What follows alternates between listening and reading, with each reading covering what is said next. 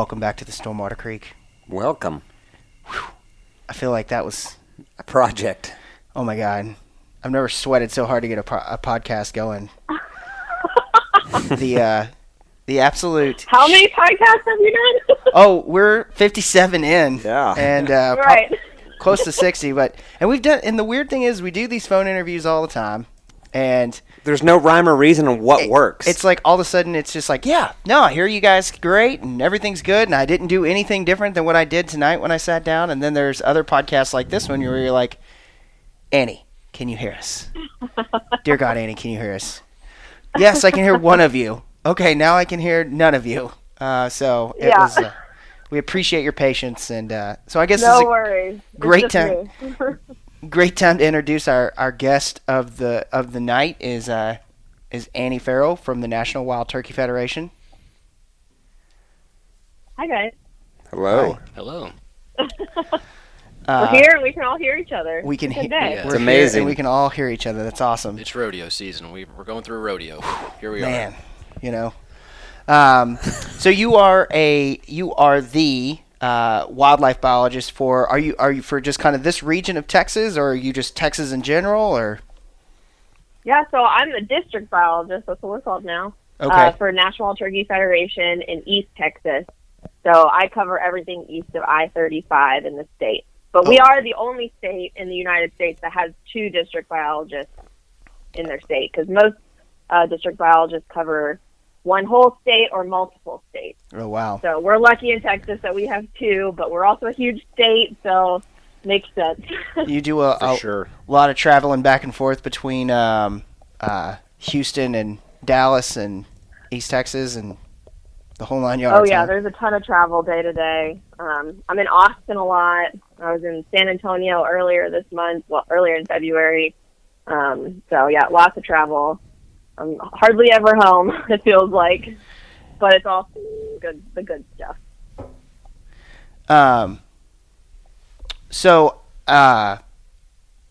Well, you're also married to a frequent guest on our podcast, Chris, and I know.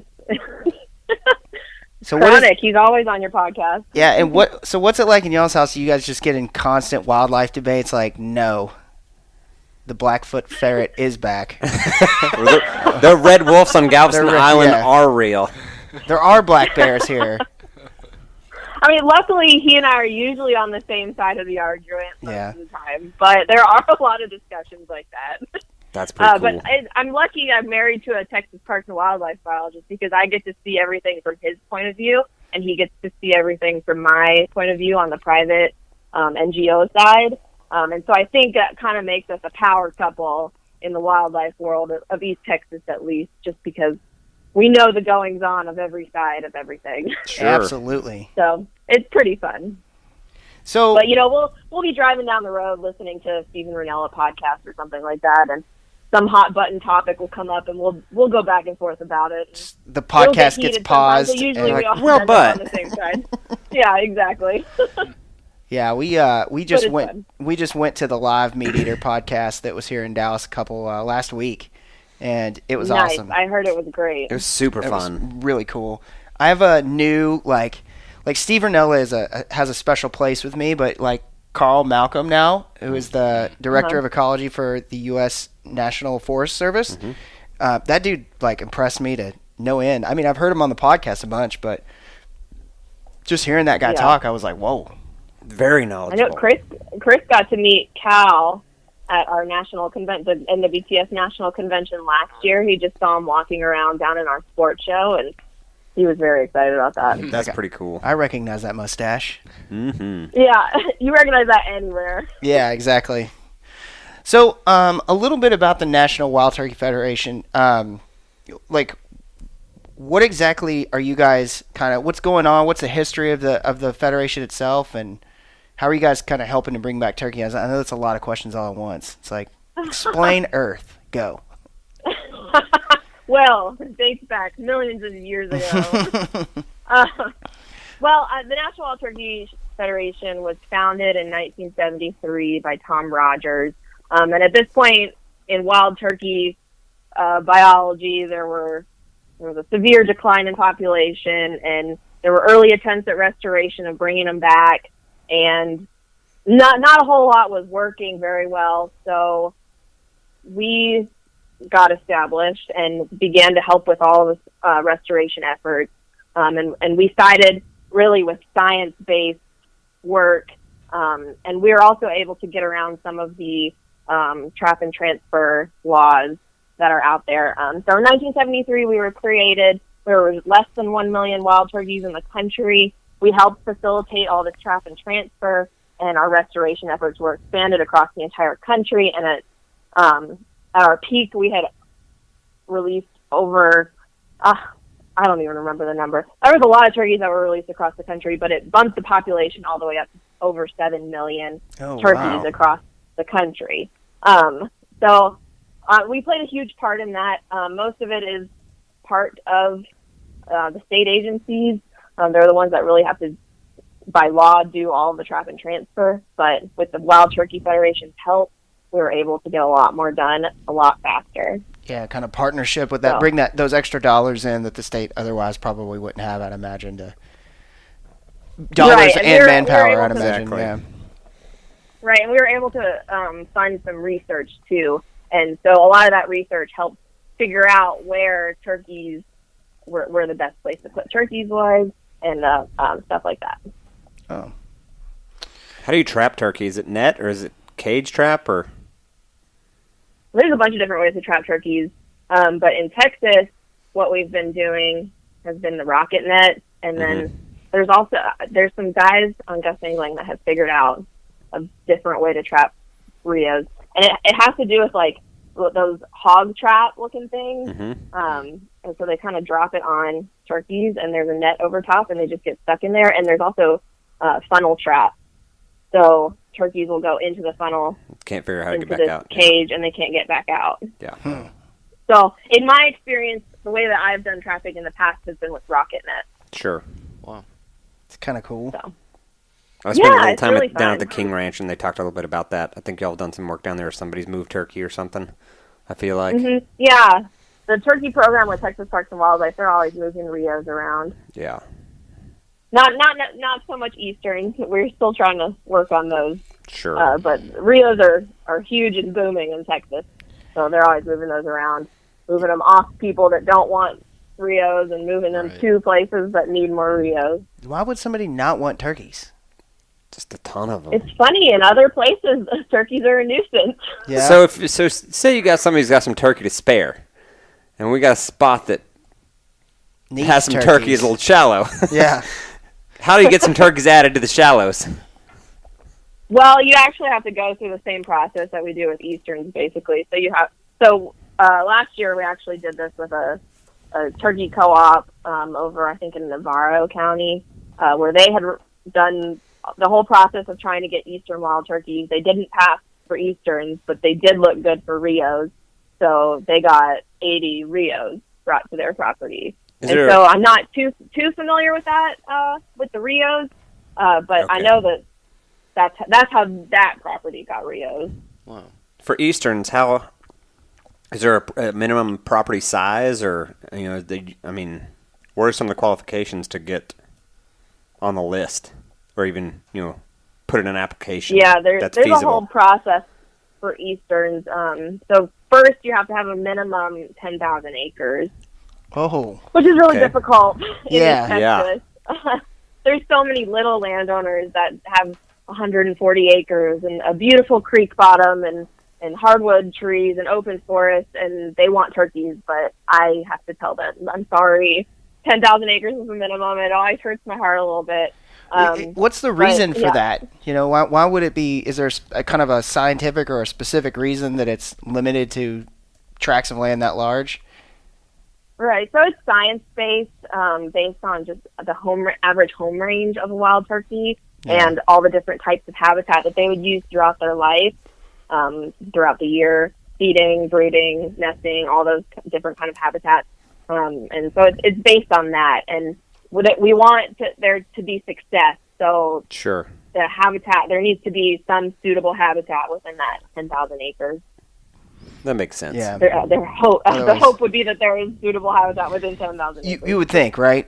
I Right. can imagine that if you've got 90 acres or 100 acres, that you put turkeys on that, and They all of go a to the sudden neighbor's yard and get blasted. your neighbor, yeah, exactly. The neighbor's like, I don't Yeah. want that thing Yeah. on my land. Exactly. So we want them to succeed Yeah. in the best way possible. We want to be able to open up all the counties again. That would be the goal, is to open up every single county in East Texas for eastern wild turkey hunting, but we're not even close to that yet. So there's so many questions we have. Mm-hmm. So let's kind of start back, to kind of going back to the history and just kind of like for hit turkeys in Texas. I mean, what was kind of the history of turkeys? I mean, I know they basically were almost wiped off, but kind of what was the good old days up till kind of now as far as the history of turkeys in the state? Right. So, I mean, like any good wildlife story, turkey's been through all the trials and tribulations of population declines and regrowth. So, like I had said, there was significant, like really bad declines in wild turkeys across the country and especially in Texas. So there were less than 1 million. It was some crazy low number, like 200,000 in the whole United States. And that was all due to habitat degradation, overhunting, all the subsistence hunting and predation. Just no habitat for them, so they're not going to survive. So in the 1930s, since there were so few numbers, we finally all came to our senses and realized we couldn't let this go on. So there were, where I just lost my train of thought. So, okay, 1930s, that's where I was in history. 1930s, came to our senses and then realized that we needed to do something about this. So there was a lot of the trap and transfer stuff going on in between the 30s and 70s, and finally there was an increase in birds, and we were finally seeing a little bit of success, but it wasn't enough, so our restoration efforts were expanded even further, and then NWTF was created, and our mission was to conserve the wild turkey and preserve our hunting heritage. And so fast forward several decades later, we hit that all-time high number of 7 million turkeys on the landscape. And similar in Texas, that again started in the 1920s. And between the 20s and the year 2000, they had 33,000 Rio Grandes trapped and released across the state. And so there's a lot of success with the Rios. And today their population's over 600,000, I think was the last thing I read. So there are a lot of Rios in the state. It has the biggest, we are the state that has the biggest Rio population in the country. So the Rios are doing great. But the Easterns are a different story. So they ended up actually doing farm raised Eastern wild turkeys on a game farm, I think in Anderson County. And so they were releasing game farmed Eastern turkeys and also game farmed Eastern Rio hybrids until the late 70s. But those game farmed birds really set back the turkey restoration efforts.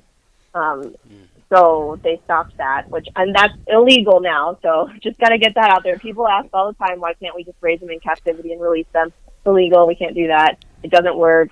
They just don't hold have up. the same instinct. Yeah, Yeah. They don't have the same instinct Yeah. that a wild bird does. they're just like, oh, look, a dog. Right, exactly. And they're dead. They're not afraid, and they're going to get eaten. Yeah, exactly. Yeah, so when Parks and Wildlife realized that, they started the block stocking effort in East Texas, which is where they released 15 to 20 birds per site, and they had something like 5 to 10 sites per county in East Texas, and they were bringing in birds from other states to do that, but they weren't seeing any success with that either, so they started with the super stocking, which is what we're doing now, and they started that in 2014, and they're still doing that today, and I'm helping with that. NWTF is helping with that, and we're the only place in the country that is still restocking birds, actually, with the hopes of building our populations up and opening turkey season. So we're really hoping for success with the super stocking, and so far we're seeing some pretty decent success in the areas that they've released turkeys. So it's looking on the up and up. So what is the difference for the Rio and Eastern, kind of habitat-wise? What's one reason one might stick to an area and grow, whereas the Easterns kind of have a harder time populating an area? So the eastern typically lives in like your pine forest, your hardwood forest. They need more cover, just wooded areas. And Rios tend to live more in the Great Open Plains area, Gotcha. type of geography. So they're going to live more in the desert and areas where there's not as many trees. And so that's like Texas, Oklahoma, Kansas. That's where you're going to find your Rios. And for some reason, Easterns just they don't do so well in East Texas, and I think it's because of habitat. There's so many small private landowners, like I said, and there's just not much habitat management going on the private land side. There are some really good landowners that are doing a lot of good work for turkeys, but it's not enough. It's never enough. And the landscape is so fragmented. And we're also on the very western part of the eastern range. So that could play a factor too, where it's going to be a little bit more sparse on that edge of their range. Yeah, I've definitely seen. I hunt a lot in southeast Oklahoma, and I know in the last several years it's gone from a 1-month season to a 2-week season just for the south between 40 and 35. Whatever east of 35 and south of 40, they've made it a 2-week season, whereas the rest of the state, and probably like you're saying, the rest of the state's probably majority Rio, and they're still seeing a 1-month season. So that makes a lot of sense. I did hear that they do have some Merriams too. That's cool. I met someone from Oklahoma when I was down in San Antonio, and his goal is to kill one of each subspecies in Oklahoma, and he so far has not gotten a Merriam. Wow. So there's. But we also have Merriams in Texas. Okay. I don't know if y'all know that. Little known fact. No. I did not know that. There's only about a tiny, tiny little population in the Davis Mountains. Oh, okay. Wow. Out west. Yeah. So there's the Merriam's turkey, the Gould turkey, the Osceola, the Rio, and the Ocellated. And and the Eastern. And the Eastern, yeah. Yeah, good job. Shut this down. Homework. I learned some stuff. Also, there's also a 6th subspecies, which is now thought to be extinct, which was the Mexican wild turkey, and that's the subspecies that it's believed that all the domestic turkeys are descendants of that one. So when you see that big white turkey that the president pardons on Thanksgiving every year, that's where he supposedly came from. Oh, interesting. So is there a difference, species-wise, between what we eat on Thanksgiving and, I guess it's the subspecies of those. Like, what do most captive birds, are they raised as? Are they Rios or? Whoa, that's a stumper.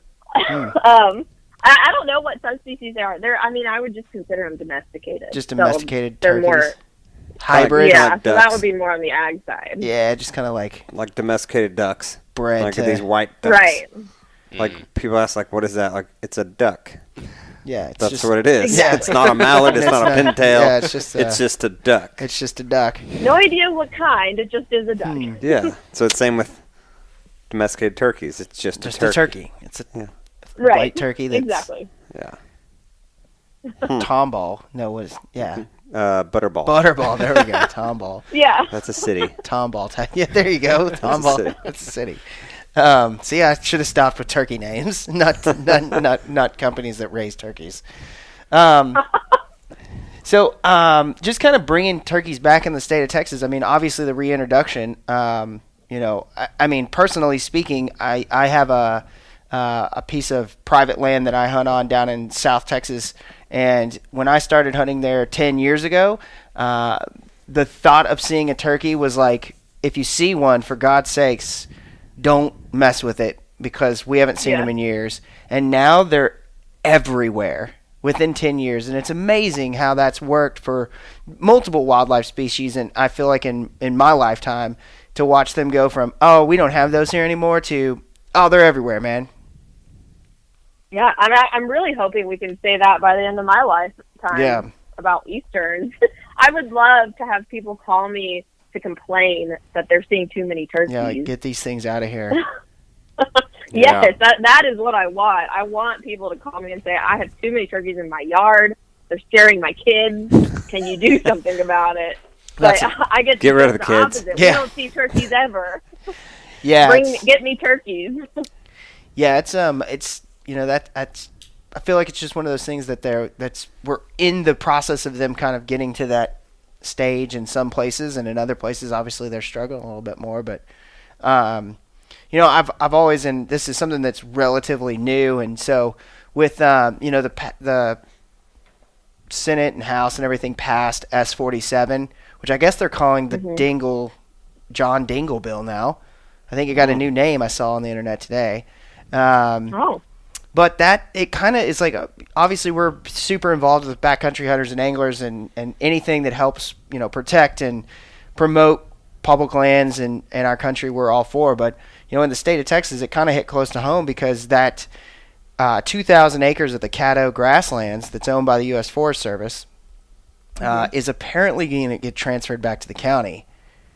And so that's where I've hunted easterns there. That's where the first I've heard of that. Yeah, so that was a bill that was put forth authored by John Ratcliffe, who's the senator, I believe, maybe senator. I think he's a senator for the 4th district in Texas, which is up there. Cruz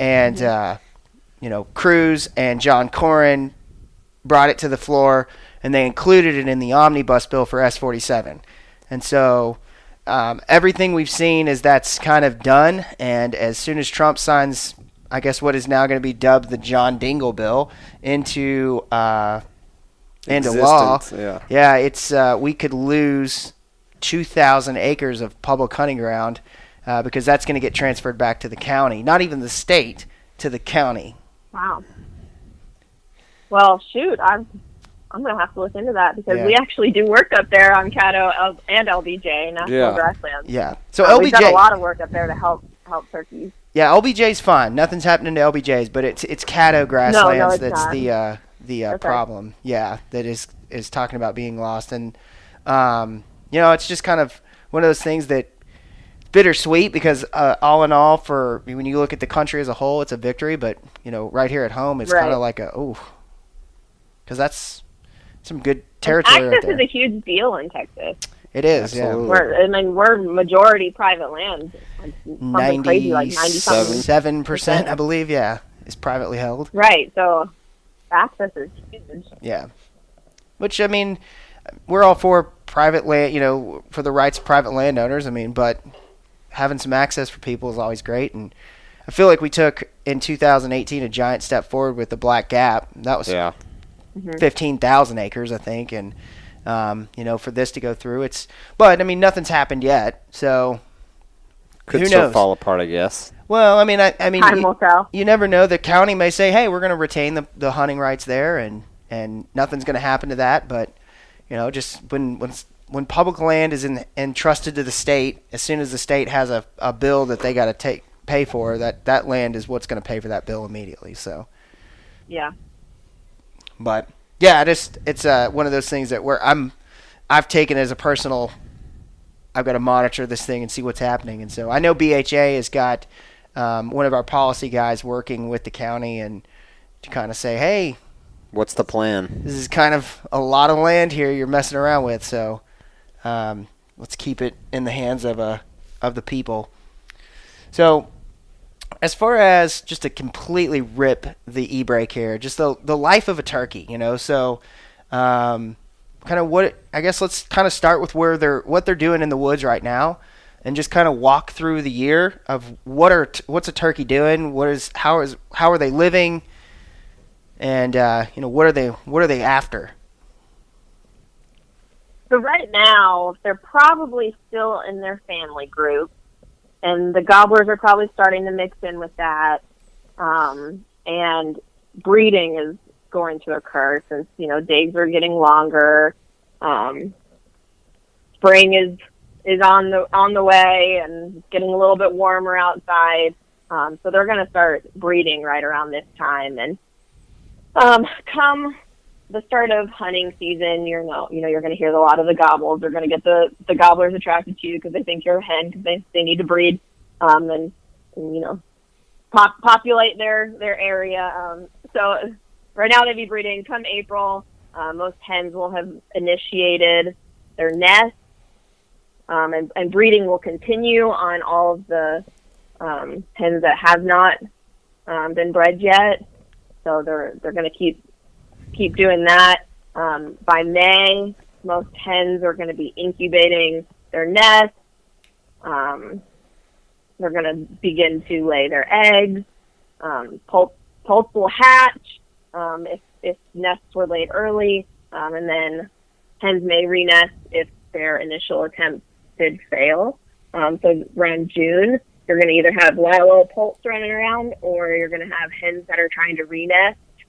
And then come the summer, it's going to be highly variable from year to year, depending on the rainfall and the type of predation, any kind of human disturbance on wild turkeys, especially while they're nesting. They're going to be very vulnerable. And then when the poults are smaller, they are definitely vulnerable, but around 2 weeks old, they can actually fly. So they'll fly up to low limbs, and the predation risk will dramatically decrease. Is there kind of like a predator swamping type thing where they just like everything tries to lay like wolves and coyotes following deer and elk that drop fawns? I missed what you just said. What do like the all the person that talked? do all the turkeys just kind of drop eggs at kind of the same time to kind of try to mitigate the predation on the poults? I don't know if they're doing it to mitigate any predation. I don't know if they're that smart. Okay. But so it's not like elk or deer like Austin was saying, where they may drop all of their calves in like a 2-week period just to try to avoid. Yeah, survival of the fittest. Yeah, exactly. You can kill a bunch, but you can't kill them all. It's not quite like that. Yeah. Based on science, they kind of just, the hens, once they're bred, they kind of just wander around until an egg pops out. There's not a whole lot of science backing the fact that they choose certain areas for nesting. They'll of course pick some kind of dense covered area to lay their eggs, but they kind of just wander around based on these GPS tracks that they track these hens that are trying to lay their eggs. I think LSU was doing that research. But they'll just drop an egg, and then they'll lay one egg every day until they're done, and then they'll sit on it, and then they hatch, and then towards the late summer, you'll find hens that have gotten together with all their poults, so you'll see bigger groups of poults with maybe 4 or 5 hens. But yeah, it's not going to be like elk where they're biologically planning to drop all their calves at the same time. What's the average clutch? I think it's like 10 to 12. Wow. I didn't realize it was that high. Yeah. I was thinking 2 or 3. I don't know. I mean, that's based on nothing. Just like do we know statistically halfway well the survival rate of that 10 to 12? How many will? Yeah. The survival rate usually is pretty low. I think 25%. I could be making that up. Survive. Sounds about right. 3 out of 12. Yeah. So they'll lay one egg every day for 10 to 12 days, and then they'll sit on it for like 24 to 28 days. Wow. And then they'll hatch, and then those first 2 weeks, they're very vulnerable, but they are born fully feathered with their eyes open, so that they're at least aware of their surroundings. They just can't escape very easily, and so everything's going to be out to get them at that point. Yeah. But yeah, once they hit that 2-week mark and can fly into trees and shrubs and get out of the way of predators, then they have a much higher chance of survival. Yeah. So obviously coyotes, but besides a coyote, what's the top 5 predators of a turkey poult? Top 5. Well, I could list a whole bunch. I don't know. Maybe just like, just kind of like. Because obviously coyote, bobcats, probably pigs. What else? Raccoons. Owls will go after them. Hawks, snakes, raptors. Hogs are not necessarily going to target them, but they won't not eat them. Yeah.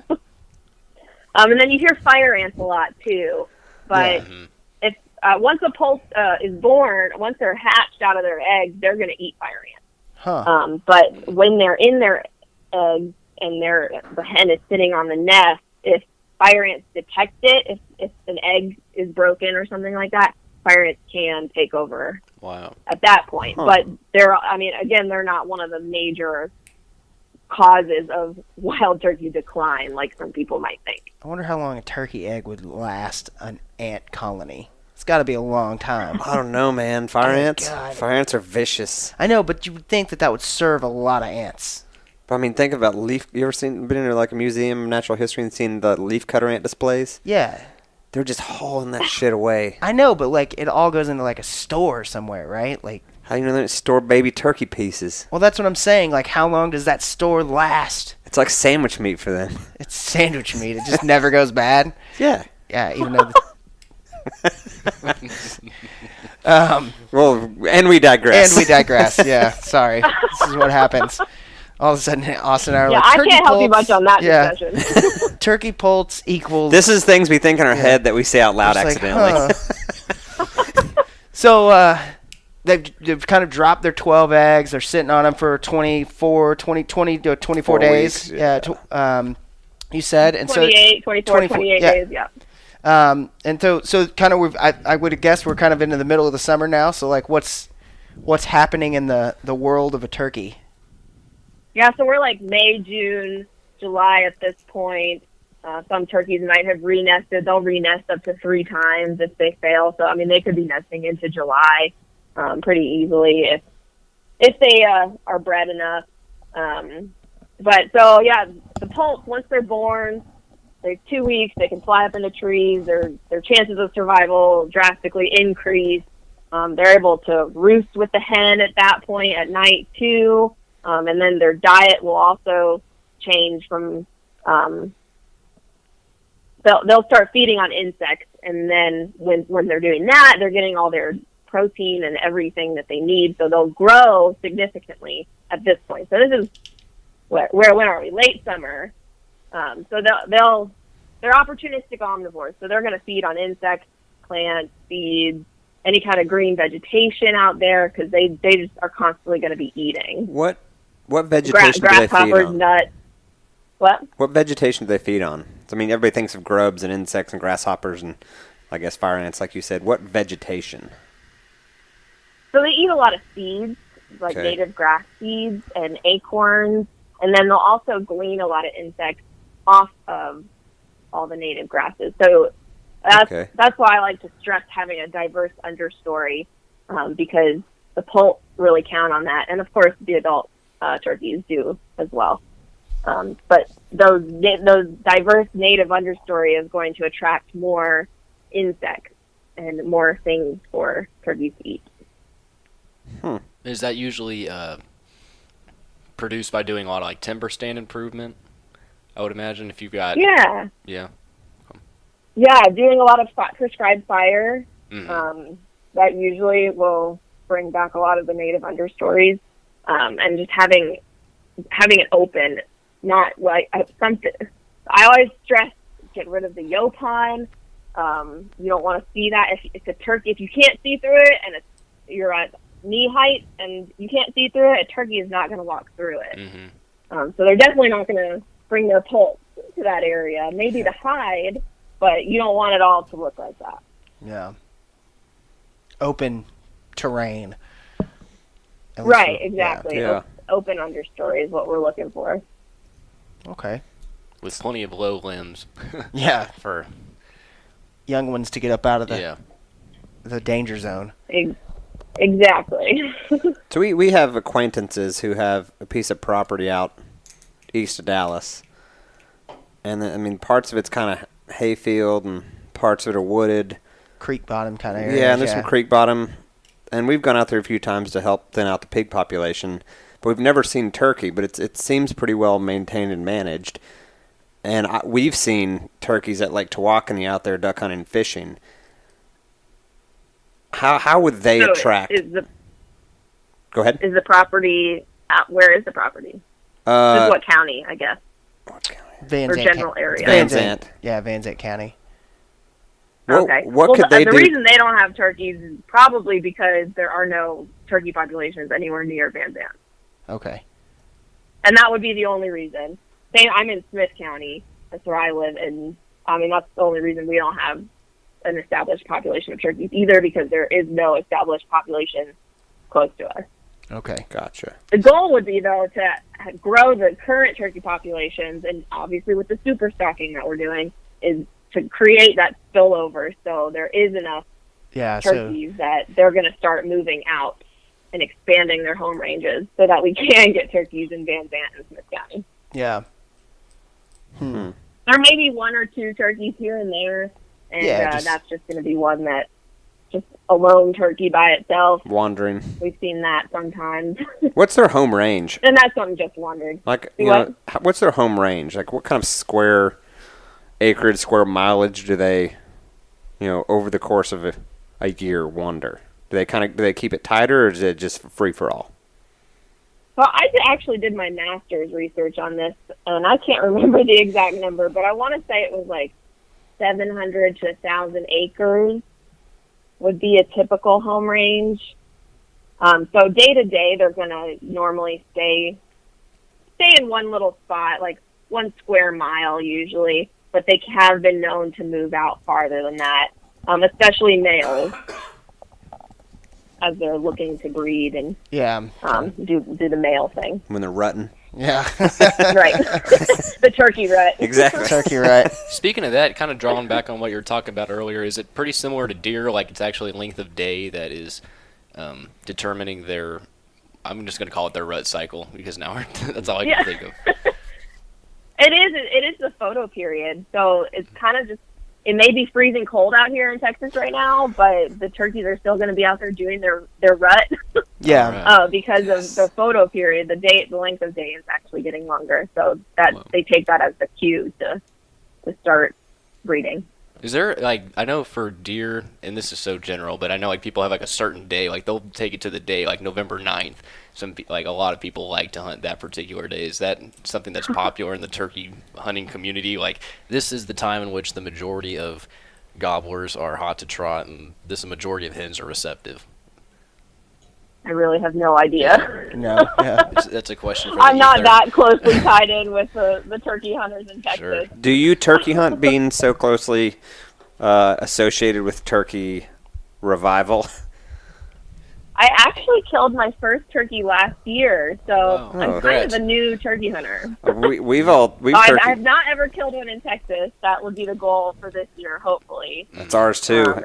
I won't speak for Brandon, but Abe and I have turkey hunted for a couple of years, multiple years now. Still got a blank wall space for it. Struck out. Yeah. Really? Oh yeah. For Rios? I've actually hunted caddo for Eastern for multiple years.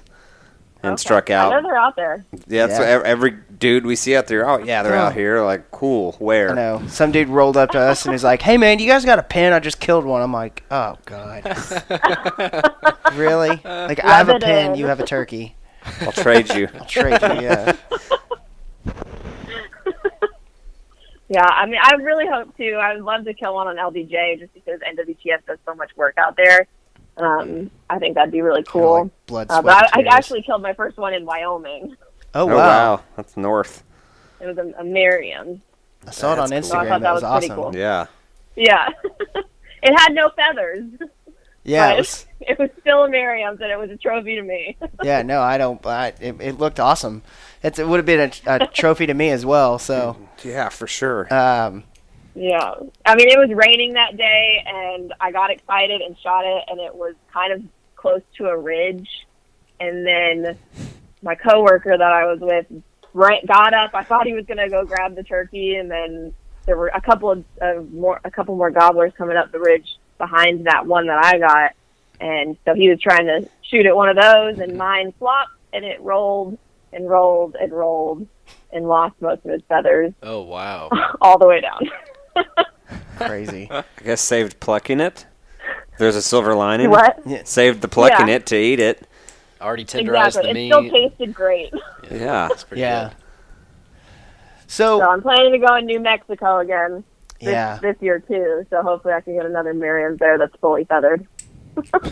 Yeah, we've done some elk hunting there, and you guys always see a ton of turkeys there, don't you? Where? In New Mexico. Yeah. Yeah. Well, good. I like to hear that. Ton. Well, we hunted second week bow season, and just wish I would have pulled a fall turkey tag because they were everywhere. And then turkey hunted New Mexico last year. It was late though, and we kind of got onto them, but could never get a shot. They were skittish but calling.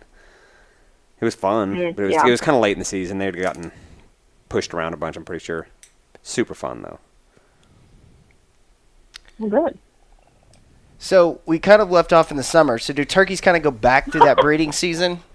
I'm gonna force this issue to go through the entire year of the turkey life cycle. So, they've kind of gone through the summer. Yeah, late summer. Late summer now. We're getting close to the fall. Yeah.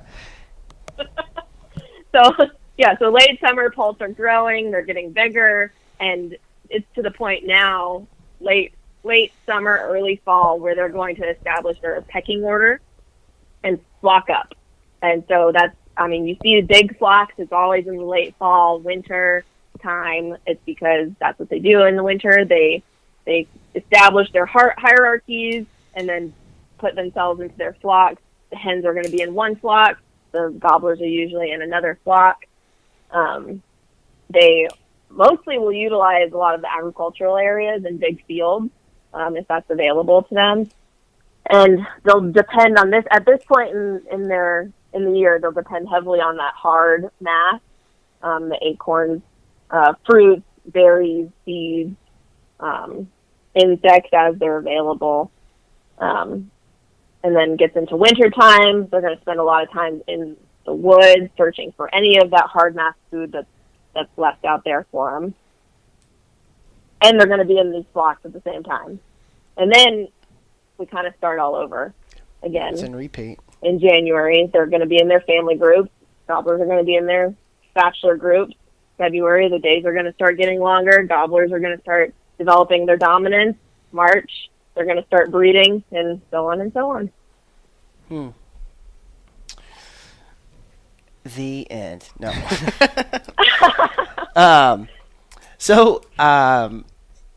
If you did have a group of a piece of land, and you did have some turkeys on it, and you wanted to try to manage that to the best of your ability, I think we've kind of covered the understory and the prescribed burning, but are there some other things that you could be doing as a landowner to really kind of like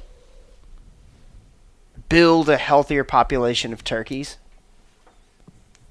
Yeah, thin and burn. Okay. And that is what I always tell people. Everyone always asks about food plots. And of course, food plots can always be used to supplement what's already there, of course, but I always recommend looking at habitat first. Have you ever burned? Has your woods ever been thinned? So those are the first two things I'm going to be looking at if I come out and see a piece of land. All right, what kind of trees do you have? How many trees do you have? Are they too thick? I'm going to look at the understory and the grasses, any kind of moisture. Do you have a source of water? And then I'm going to look at different kinds of habitat types. So like for nesting habitat, do you have that lateral cover and that overhead cover? And for brood rearing, do you have insect-rich diversity in the understory? And do you have enough cover to hide, but also allows hens unobstructed vision to protect themselves and their poults from predation? And then for fall and winter, do you have those areas with that hard mass and the acorns? And do you have areas to root and those kind of things? And so to get that, there's several commonly used techniques that landowners can use, like burning and thinning, mowing, mulching, herbicide.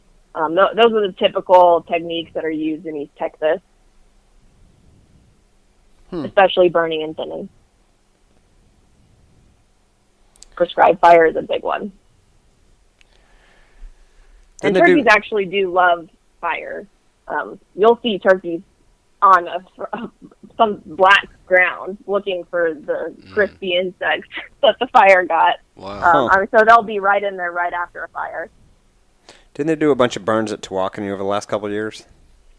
Yep, they sure did. I think they've tried.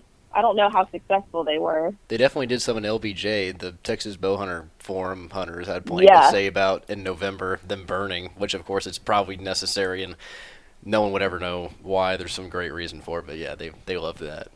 Yeah. Yeah, they've been lighting up LBJ this winter. Should be good. Yeah. I know the BHA boys tore down a bunch of tree stands. So I love them. if you have tree stands out at at LBJ Grasslands that you left up, you probably don't want to anymore. contact the game warden Wow. because you can get it back, but you're going to get a ticket too. I mean, they pulled a pile down. I saw them. What does that look like, a fine for getting I a have tree no stand idea back what the up? fine is, but they were like, the game warden was out there like, you could tell these boys to call back. They're very specific. They tack a note to the tree that it was on. Oh, wow. And, hey, if you want this back, you call. Interesting. And then Small fee.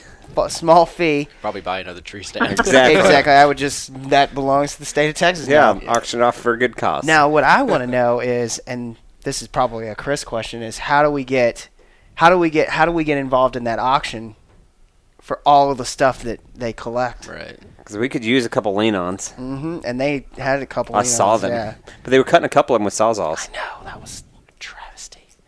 Just pull them apart. Yeah. Somebody's got a pair of vice grips. Mm-hmm. So, What else? so if I'm, and I know you're in the pretty much the same boat as we are, but you've actually killed a turkey. But so right now we're kind of leading up right into turkey season. What are we, a couple weeks away? I think. Mm-hmm. Yeah, so Roughly. Eastern season doesn't start until April 22nd, but the Rio season starts way sooner than that, and I should have looked up those dates before I think came it on here. starts So I should know that. where we hunt. I think it starts like the 16th of March or something like that. That sounds right, because I think, that sounds right. I think the youth Something like that. weekend is like the 13th or 15th or something like that. Because we're going down to hunt at the end of the month, and it opens up. Who is? Me and a buddy. Oh, down south? Mm-hmm. Yeah. You're going to be in York. It's true.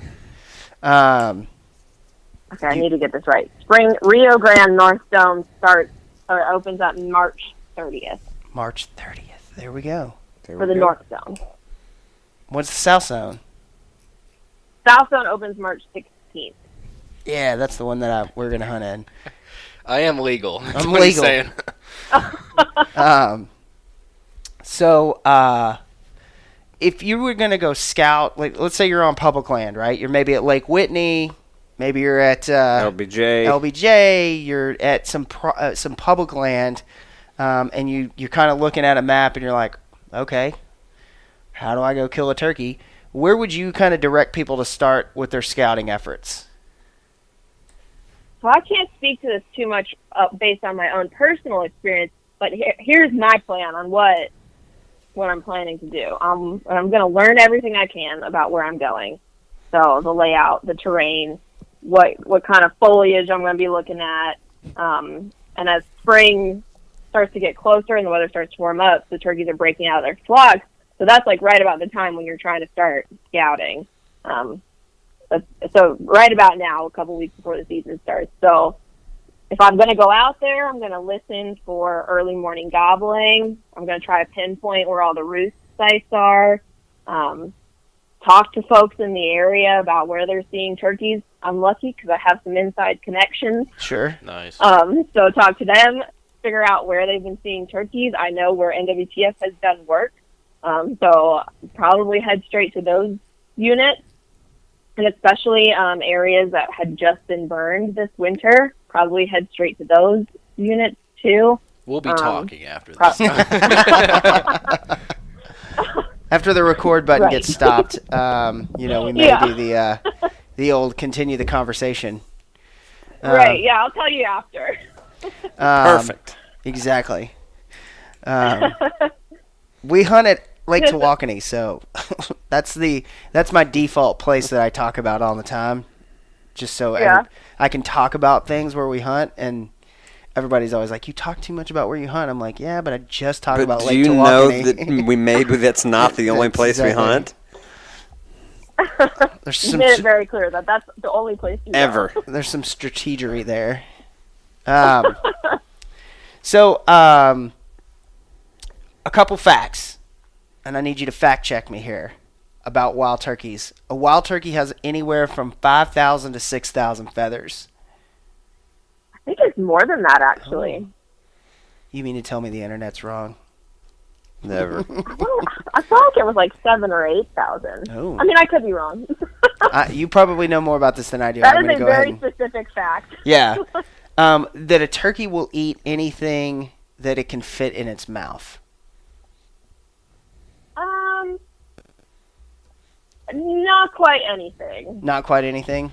Like it wouldn't eat a marble? So, You know? right? I don't think they're gonna Free be range eating marbles. Free-range marble that comes across a rock. Dude, I this mean, is they probably might. a dumb question though too. Who am I to talk about what a wild turkey's gonna eat? Do turkeys? You might find some rogue turkey that likes to eat rocks. I don't know. Yeah. Do turkeys have gizzards and need to eat rocks? Yes. Okay, I thought Well, so. no. They don't need to eat rocks. Because like ducks Wait, and they might. other things. That they eat like pebble, like Yeah, dove will eat pebbles, like little Yeah, to help squish up grains. seed and stuff. What's the weirdest thing that you've ever pulled out of a turkey's stomach? Or have you heard about being pulled out of a turkey's stomach? marble. I have never pulled anything weird out of a turkey's stomach. So when I've they, heard stories. That's not Tell usually us- something anyone offers up to me. you No. haven't heard stories? No, that's not something you I have just not asked. heard any stories. Like that's what we're always into is like, What's what's the weirdest thing? You know? Um, so when they eat I acorns, wish I had stories. do they crack the acorns open or do they eat them whole? Or I mean, I've seen turkeys, but I I've never don't- been like I've never killed a turkey and held it up. Can they eat a whole like oak acorn? I'm sure they could, yeah. To just gobble that thing down. They might. I've never really watched the turkey eat acorns either, so No. you're asking some good questions. welcome to Stormwater Creek. We think you lived on a turkey farm. We're like chickens. We're like kids that just like ask questions like, why is the sky blue? Why? Why? Why? Yeah. How? I mean, How? I think I know things about turkeys, but then I talk to y'all, and I'm really not sure anymore. But the things you're asking are stupid. So Yeah, exactly. Yeah. How many feathers does a turkey have? I guarantee you. Why? Exactly. I can guarantee you she's going to hang up the phone with us and be This like, idiot. Chris, why the hell did you tell me to get How on do the phone you with know these these morons? people? I mean, y'all have been trying to get me on the phone for how long now? It's a while. And we barely got our machine working. I'm pretty sure since the first time your husband was on, we were trying to get you on. Which was what? Last year? 2 years ago? Almost 2 2 years years ago. ago. Yeah. So, fact check me here too. God. I know this is gonna be a good one. If a turkey could smell, they'd be impossible to hunt. Fact. Fact. Think Yeah. about how good they can see. Yeah, because they're like dead eyes, right? Not dead eyes. Like Yep. Eagle-eyed. Eagle-eyed. There we go. I That's, mean, any sign of movement even when we're trapping, this could be said, they're going to notice any kind of disturbance or any kind of little thing that's different. So you have to be very, very careful about disturbing the area, especially when you're scouting. So in trapping, you'll want to set up the trap and let it sit out there for several days, possibly weeks, so they get used to it, and have your blind out there and everything, because they're so sensitive. No wonder we're shitty turkey hunters. I mean, right? Because we just like stumble around the You have woods. to Like, sit very still. Yeah, you can't leave. yeah, we're just like, well, maybe we'll bump some up and we'll come Yeah. back tomorrow. I'll shoot one out of the air like a duck. Yeah, Well, that's this explains so much. yeah, exactly. So sit still and obviously a lot. Very still. Like, don't move. Yeah, Anything. camo. Just move your eyes. Yeah, I wonder if it'd be beneficial to hunt turkeys. Do they have like a? Is it like where they can't see above a certain area? So if you got up into trees, you'd be better off, or Probably not a good way to hunt Yeah, turkeys. I don't know. I don't know. You don't usually hear about people killing a turkey from a Like a tree stand stand, like unless it's in 15 the fall feet. season and the turkey just happens to walk out. They're like, oh, looky what we've got here. Yeah. So one of the things we always have to cover is, what's your favorite way to cook turkeys? Oh my gosh, hands down. This year, we cooked the first recipe we ever made with my turkey was turkey schnitzel, and we got that recipe from Steve Ranella. Yep. Yeah. And it was the best thing I've ever eaten. The best game bird I've ever eaten by far. Just a little bit of panko, a little bit of salt and pepper, fried in a pan. Some lemon. Delicious. Yep. Yep.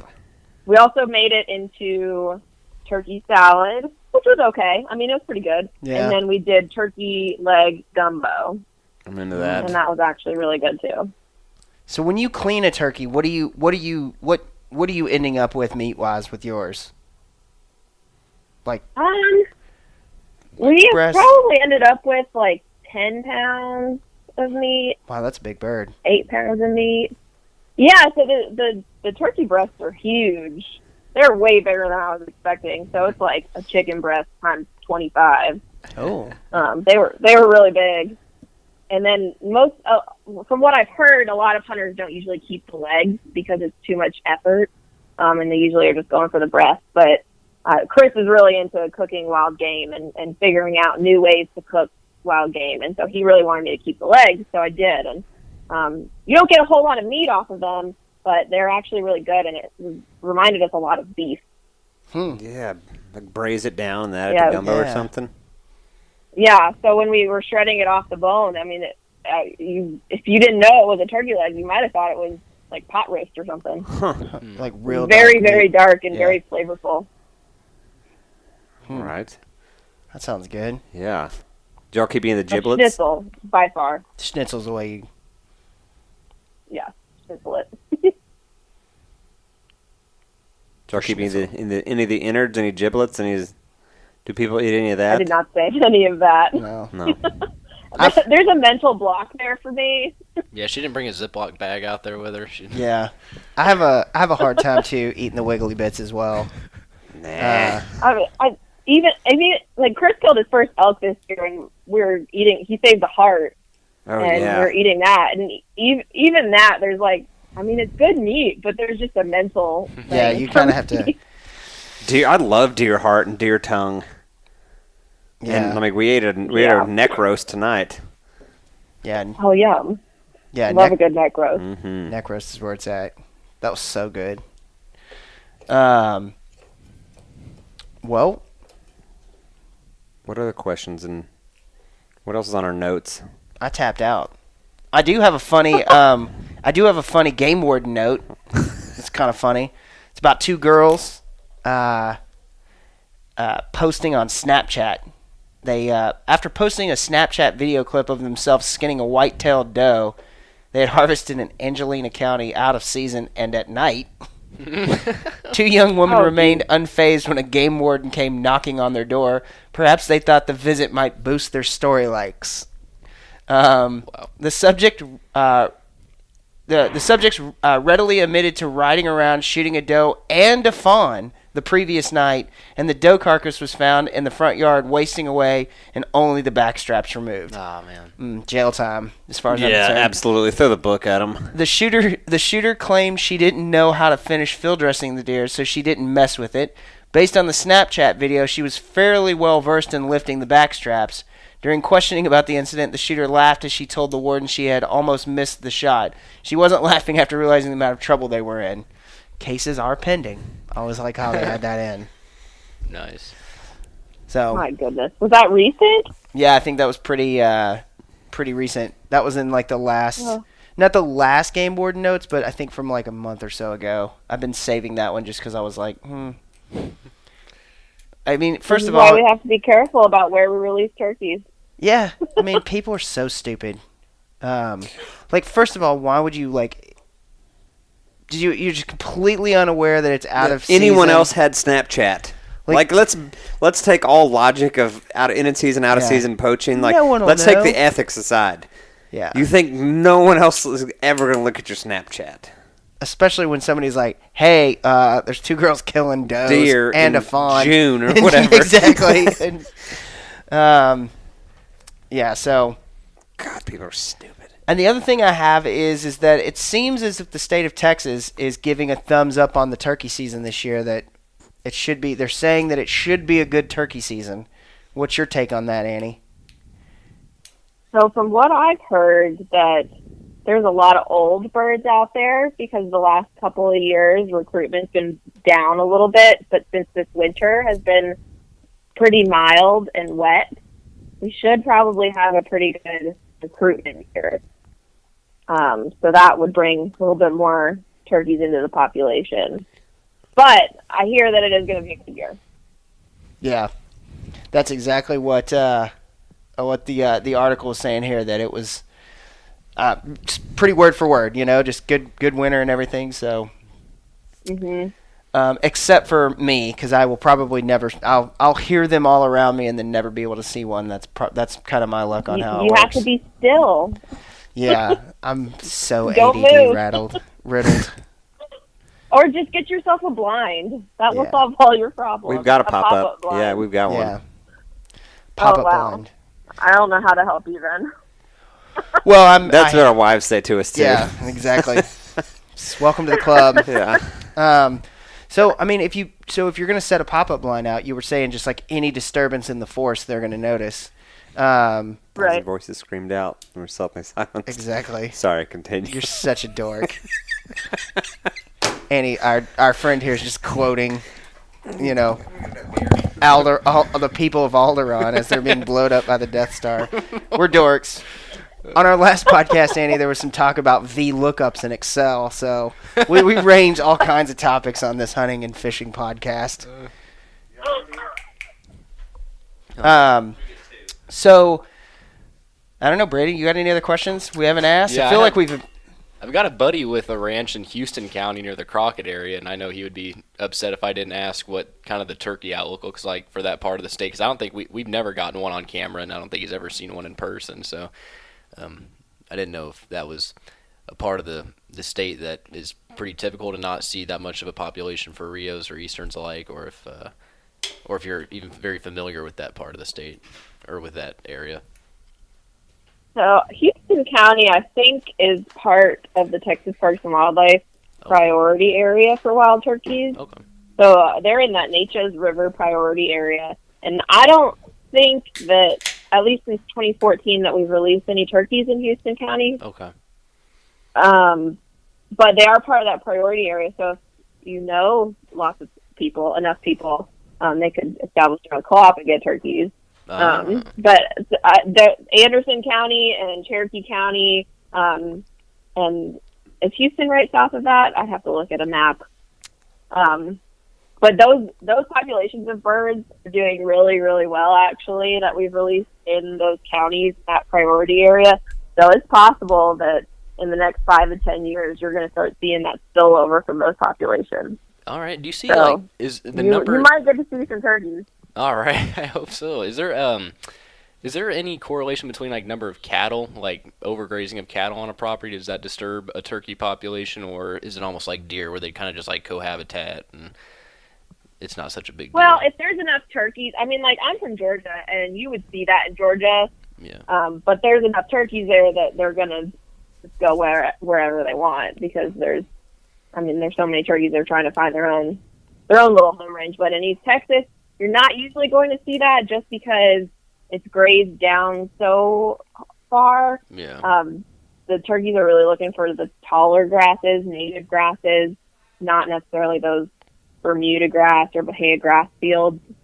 Mm-hmm. But if that's all that's there, that's where they're going to be. Yeah, they'll take what they've got to get. Are you familiar I at all? know in some research that it was shown that Bermuda was the habitat of choice, but I think that was just because that's what was available. Right. Yeah, it's not necessarily a So preference. I it's a don't necessity. advocate for planting Bermuda to attract turkeys. That's not going to attract them. But if that's what's there, that's where they're going to be. All right. Are you familiar at all with the northeast Georgia area, like Lake Burton, part of Georgia for turkey? Yeah. You are? What's I Oh, know for turkeys, no. No? All right, yeah. I was like, well, I've done vacation there, but but the turkey. I've been there, but no, I don't know. I mean, I grew up seeing turkeys, but I have not really been in the turkey world in Georgia. Gotcha. All right. Yeah, I know we've got a place up there, and there's lots and lots of public land up there, so I'm always interested on the way out. But like you, everyone wanted to shoot a bird in Texas, and I definitely want to do that. And go bird in Georgia. It's like you always go on online, and people just ask like where to go in Georgia. It's like everywhere. They're everywhere in Georgia. So. They are everywhere. You'll see them on the side of the interstate all the time. Where my parents live in the suburbs of Atlanta, you'll see turkeys in people's yards, and it just blows my mind because I've been in East Texas long enough now that I get excited to see a turkey because you don't see them here. Yeah. Mm-hmm. I know the only place I see him is down in South Texas where I only see them on the side of the highway as soon as season's about to start or as soon as season's over. Right. Yeah. I can find you a turkey as long as it's not shootable. Yeah. No problem. It's I'm like the best off-season turkey guide there is. no doubt.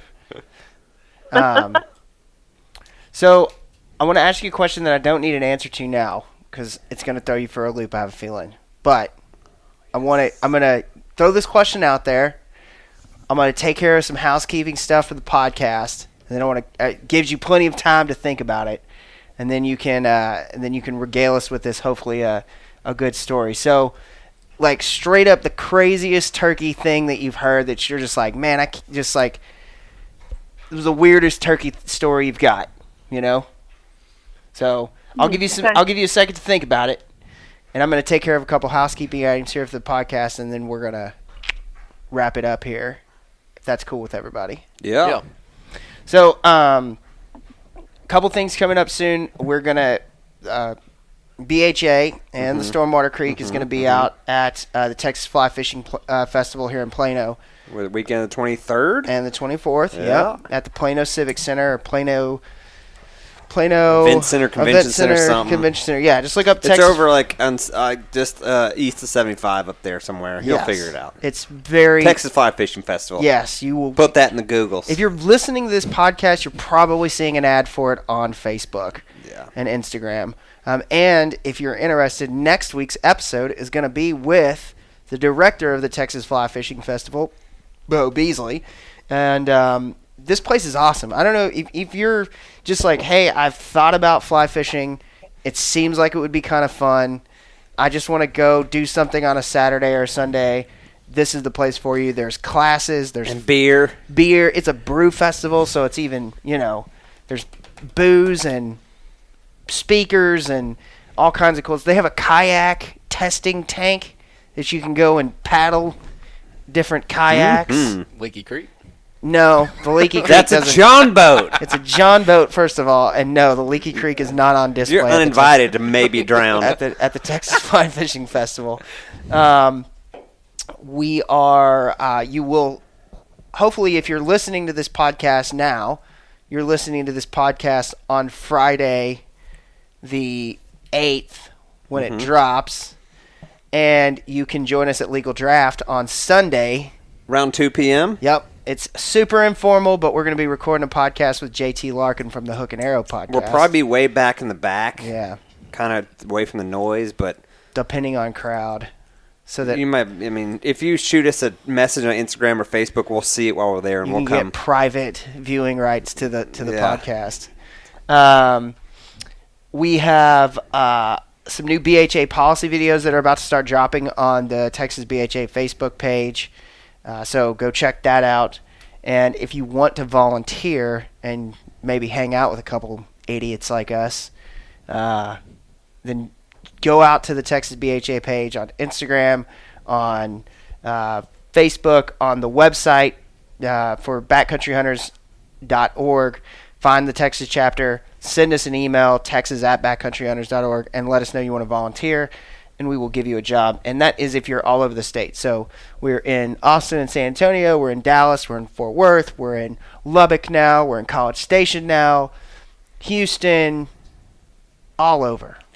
And I feel like we're getting more and more people. Like we awesome. set up a big group chat today with a bunch of people. Like it's growing, and there's a lot of activity. In the last couple of years, like the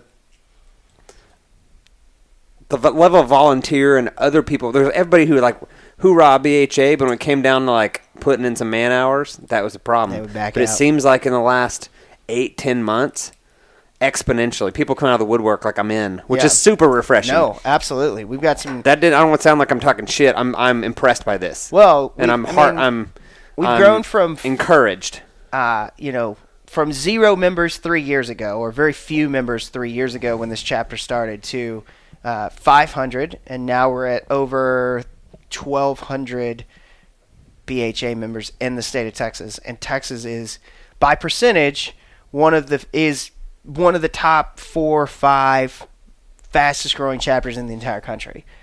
So there's a lot of cool things happening with BHA. I will also plug the JT Van Zant Storyteller event that's happening March 14th down in Austin at Sportsman's Finest. That'll be a fun one. When's the 14th? Next week? I think it's next Saturday. No, Thursday. It's next Thursday, yeah. I may be in the area. You should go check it out. If I can, I will. There's cool stuff there. I think Sitka's going to be on site. They've got, Evan's got a ton of stuff going on there. So, go check that one out. There's always something going down in Houston. Dallas has got stuff going on all the time. Austin, San Antonio. There's always something going on. Make sure you follow us on Instagram. Make sure you go out and like or review the podcast and give us a rating. That's really Subscribing helpful. is a huge help too. We really appreciate that. We don't care if you listen to all of them. If you just hit subscribe and then pick and choose. All the podcasts I listen to outside of ours, which I don't actually listen to, because you're on it. Exactly. You've already heard it. But doesn't Jordan listen to them? I think I listen to them, but I also edit them. So hit subscribe, let it download, pick and choose what you want to hear, and delete the rest. But hitting subscribe helps build a bubble of advertisement, for lack of a better term. It spreads the good word. It helps us out. So, Annie, the weirdest turkey story you've got. So, I was distracted by all your talking. But the best thing I can come up with right now, there was a Rio turkey last year, I think, that was released. It's trapped in West Texas, somewhere west of I-35. It was trapped over there. It was brought over to East Texas and released. And that was probably around December or January. And that turkey wanted to get out of here so bad that it traveled all the way back to the county that it was caught in, and it was killed there during turkey season. How many miles? So that was probably 100 miles, 90 miles. Oh, my God. God. The big thing is that it crossed 2 interstates. It crossed I-45 and I-35, and it managed to stay alive. So, that's amazing. That's a crazy It's turkey. Like Homeward Bound, but with turkeys. Exactly. Yep. And then getting shot It just wanted in the to face. get back west. And if it came out to me at the end of during turkey season, it would have seen me cry just like I did at Homeward Bound. Those dogs, those 2 dogs and those cats come running across. Damn it. Oh, it's like that Yeti Sam video. It's the Yeti Sam video. Good God. We were at Hogorama. He's making us watch that. Have you seen this? That, Annie? I don't think I have. Google. Oh, my God. Get on YouTube and Google Sam. It's a Yeti video. Okay. Yeah. It's about a dog. You want to see your husband cry. Oh, no, I can't do that. You want to see your... No, I know. I made I have a black lab. If it's about a dog, Yeah, everybody cries. So everybody who showed up, we went to this Don't worry. big thing at our buddy's lease a couple weekends ago. Hogorama. It's kind of a fundraiser, drink beer with your buddies, maybe shoot a pig kind of deal. And everybody showed up like, have you seen this? Like, no. I'm like, all right, we're all going to cry together. And there we are huddled around a 6-inch cell phone. Yeah.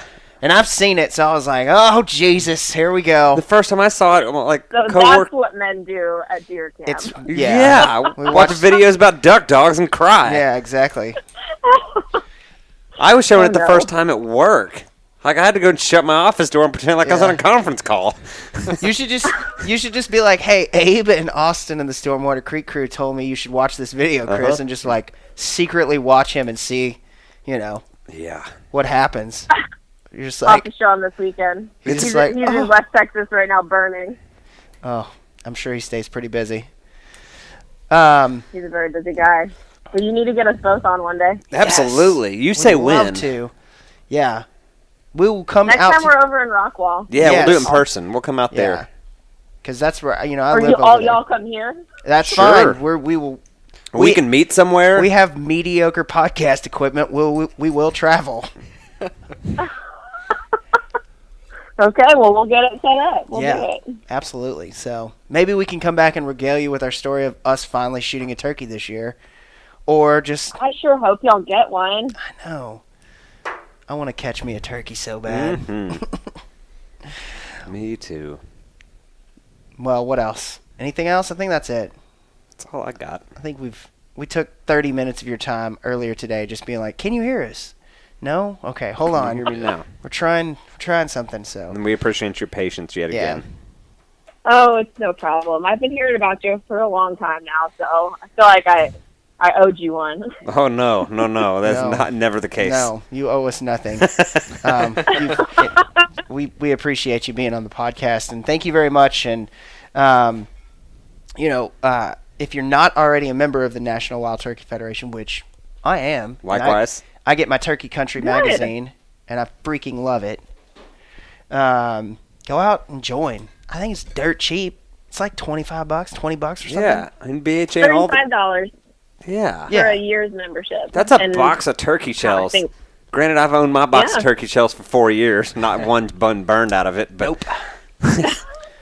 Well, hopefully that'll change this year. Yeah. just one even. Yeah, So Talk to me about LBJ later. we will. we will. So thank you guys for listening. Like I said, please make sure you check out the subscribe and review and like the podcast thing on whatever application you're listening to us on, because we're on a handful of them. And make sure you join National Wild Turkey Federation. They've always got cool stuff going on. I know there's Facebook pages and all kinds of cool things. So Their go hats are cool. Apparel, check I was them about to out. say. Yeah. Check them out. Yeah, you see me in person, I might give you a hat or a koozie or both. Wow, this deal gets sweeter and sweeter. Exactly.